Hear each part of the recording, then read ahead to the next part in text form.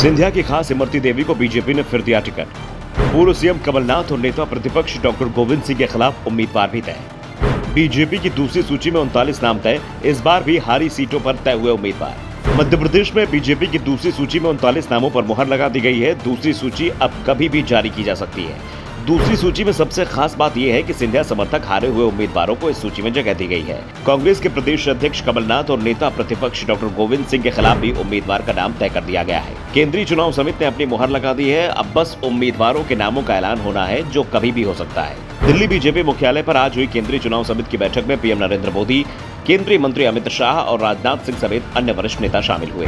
जो जानकारी मिली है उसमें बताया गया है कि पार्टी ने छिंदवाड़ा विधानसभा सीट पर विवेक साहू को टिकट दिया है। दरअसल इस सीट पर साहू मतदाताओं की संख्या सबसे ज्यादा है। बीजेपी ने यहां जाति का कार्ड खेलकर कमलनाथ को घेरने की कोशिश की है। इसी तरह से नेता प्रतिपक्ष डॉक्टर गोविंद सिंह के खिलाफ भिंड जिले की लाहार विधानसभा से अमरीश शर्मा गुड्डू को टिकट दिया गया है।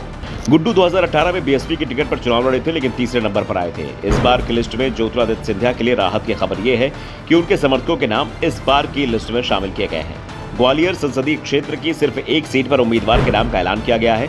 यहाँ की डबरा सीट पर इमरती देवी को बीजेपी की ओर से टिकट दिया गया है।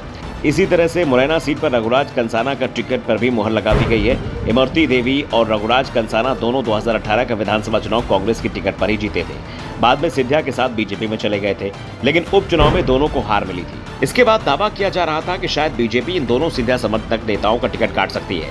जिस तरह से गोहद सीट से रणवीर जाटव का टिकट काटा, वैसे ही डबरा और मुरैना सीट पर भी सिंधिया समर्थक का टिकट कटता दिखाई दे रहा था।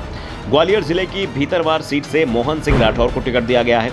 इसके अलावा झाबुआ की थांदला विधानसभा सीट से कल सिंह, इंदौर जिले की देपालपुर से मनोज पटेल, छतरपुर जिले की राजनगर सीट से अरविंद पटेरिया, सागर जिले की देवरी सीट से ब्रज बिहारी पटेरिया का नाम तय कर दिया गया है। बीजेपी की ओर से मध्य प्रदेश के लिए 39 नामों का ऐलान पहले ही किया जा चुका है और अब दूसरी सूची होने पर यह संख्या 80 के करीब पहुंच जाएगी। बीजेपी ने इस बार सबसे पहले हारी हुई सीटों पर उम्मीदवार घोषित करने की रणनीति बनाई है, जिससे पार्टी के उम्मीदवारों को चुनाव प्रचार के लिए पर्याप्त समय मिल सके। संभावना इस बात की भी है कि बीजेपी की तीसरी लिस्ट भी जल्दी आ सकती है, जिसमें पार्टी के विधायकों का नाम हो सकता है। दरअसल पार्टी ने साफ कर दिया है कि इस बार टिकट उसी को दिया जाएगा जिसका नाम पार्टी के सर्वे में आएगा, और जो कमजोर उम्मीदवार दिखाई देगा उसका पत्ता काट दिया जाएगा। पार्टी एक सीट पर बहुत ही सोच विचार के बाद उम्मीदवार के नाम का ऐलान कर रही है। दरअसल इस समय राज्य की 230 विधानसभा सीटों में से 127 बीजेपी के पास हैं, जबकि 103 सीटों पर विरोधी दल का कब्जा है और बीजेपी ने सबसे पहले चरण में इन 103 सीटों पर फोकस रखा है। पार्टी सबसे पहले इन सीटों पर ही अपने उम्मीदवार घोषित कर रही है।